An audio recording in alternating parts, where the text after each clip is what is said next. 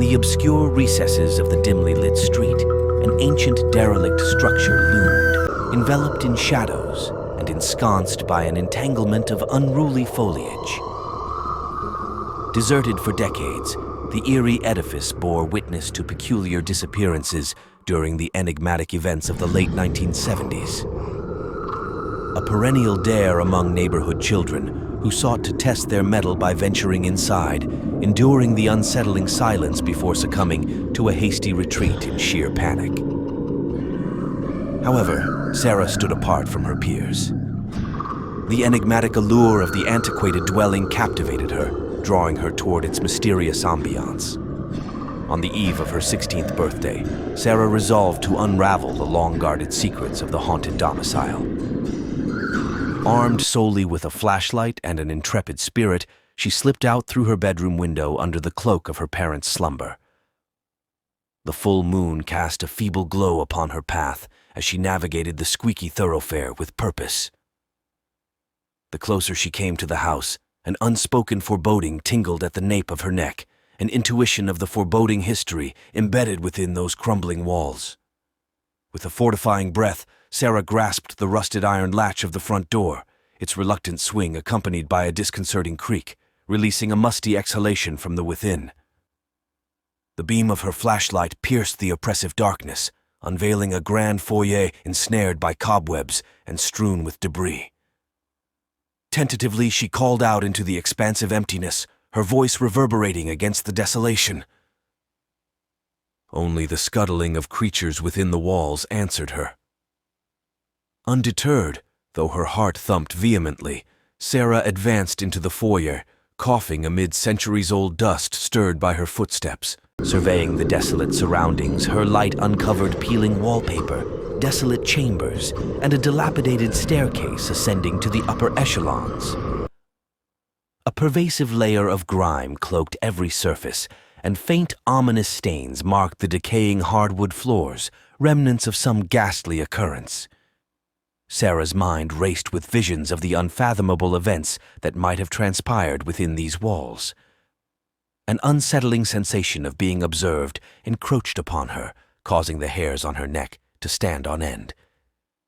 Despite the escalating unease, she compelled herself to delve further into the bowels of the house. Ascending the groaning staircase, every minor sound elicited a startled jump. In one room, her light exposed the remnants of a child's belongings, clothing and toys, abandoned and succumbing to the ravages of time. Another room housed heavy steel hospital beds, firmly affixed to the floor, with rusted restraints hanging from the decrepit frames. A shiver coursed down her spine as she pieced together the horrifying truths that must have transpired within these walls. This was no ordinary residence. It bore witness to unspeakable acts, etching scars onto the very fabric of its existence. The question lingered: what or who still haunted this accursed place? Abruptly, from the obscurity atop the stairs, two minuscule luminous orbs materialized. Hovering motionless at chest height, suspended by imperceptible threads, they seized Sarah's attention. Gasping, she recoiled, terror coursing through her veins at the otherworldly spectacle. The orbs pulsed with a muted radiance, intensifying as if nourished by her fear. Despite the internal clamor urging her to flee, Sarah found herself immobilized, ensnared by the ethereal display. A mournful moan emanated from the orbs, a lamentation that seemed to penetrate the depths of her very soul. In an abrupt twist of fate, Sarah's foot lost its grip on a wayward floorboard. A startled yelp escaped her lips as she tumbled backward, descending the staircase in a disorienting cascade of limbs. Her flashlight careened through the air, casting a chaotic dance of shadows before abruptly extinguishing. Sarah found herself sprawled at the staircase's base, disoriented and in pain. In the consuming darkness, she fumbled on hands and knees, desperately searching for her sole source of illumination. Cold metal met her fingertips, and with an urgent motion, she activated the switch. The beam flickered to life, revealing two spectral apparitions materializing atop the stairs, just in time for Sarah to bear witness.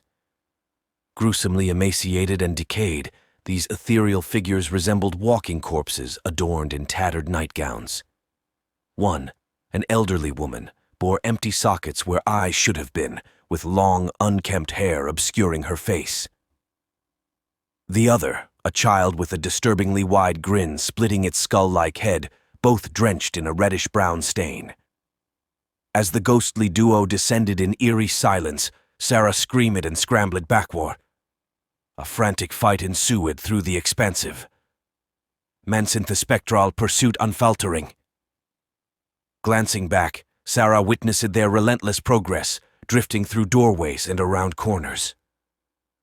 The vengeful ghosts proved impervious to physical barriers, transforming the old house into an insidious, decaying maze, ensnaring her within its walls.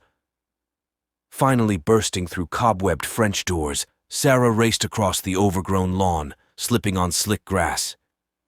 Glancing back, she noted the spirits malevolent lingering in the doorway, their wrathful eyes burning cold with an insatiable thirst for victims.